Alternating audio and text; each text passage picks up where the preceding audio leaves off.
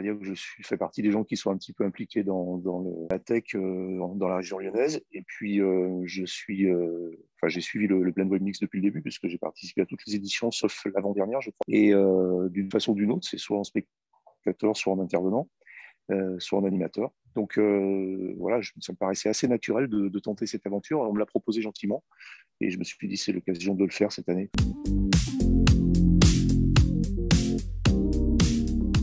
C'est d'arriver à trouver des sujets qui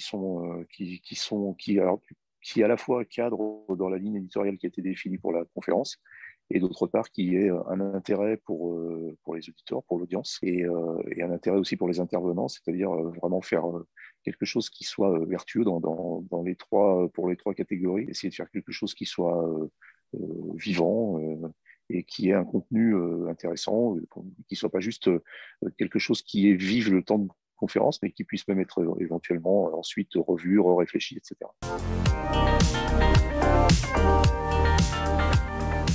Des conférences sur lesquelles j'ai appris pas mal de choses, des ateliers aussi, beaucoup, des ateliers en comité plus restreint, avec des thématiques assez précises et assez pointues. J'ai bien aimé aussi, il y a 2 ans, animer une table ronde sur l'avenir de l'électromobilité avec des gens qui étaient très intéressants. J'ai beaucoup apprécié ça.